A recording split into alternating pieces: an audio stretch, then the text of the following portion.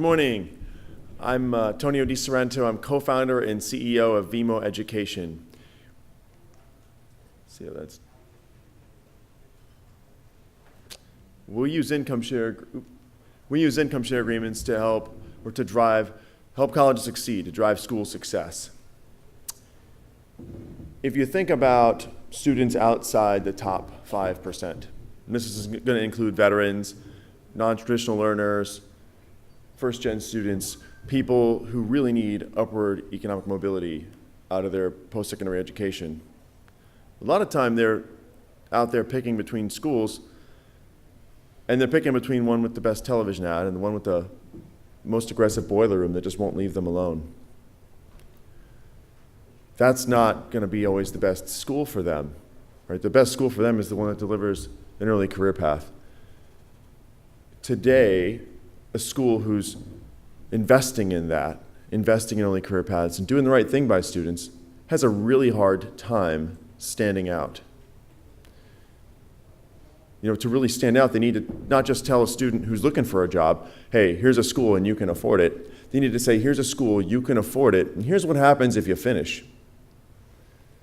They have to answer the question not merely of affordability, but of value and whether this is worth it.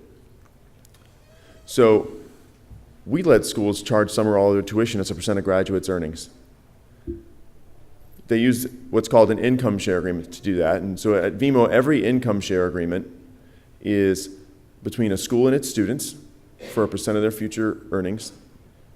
There's important consumer protections like a minimum income threshold beneath which students pay nothing, and above which they don't pay anything and a cap above which they pay nothing no matter how much they earn. And so we're using what a lot of people think of as a student loan substitute in income share agreements. We're using it very differently at VEMO and with our college clients. We're using it as a more transparent, more fair form of tuition. When we started the company, entered the market in 2016, we were targeting post-secondary ed, or targeting traditional ed. Got our first traction in alternative ed, actually.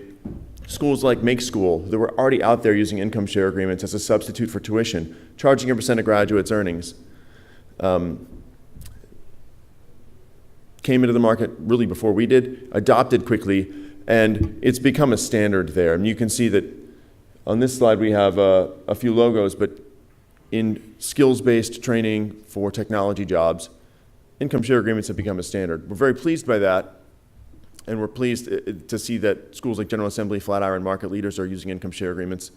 I would say the battle's over in skills-based technology training and income share agreements. Nobody started a company or a school to do this since 2016 without income share agreements as part of it. So that's big enough we actually have competition. Going back to post-secondary ed, or to traditional higher ed, we had Purdue out there in 2016, first client, Brave, and alone as the first college ever to succeed with a college-sponsored income share agreement program.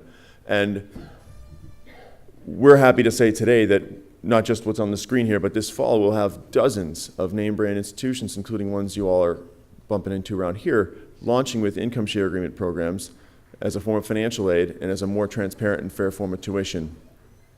Just to speak about VEMO a little, started in late 2015, entered the market 2016. We're at 45 people today.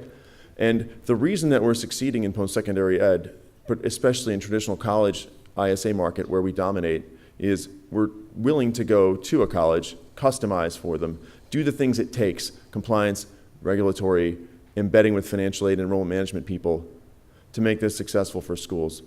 And we're really, again, pleased to see the market going that way. Thank you very much for having us.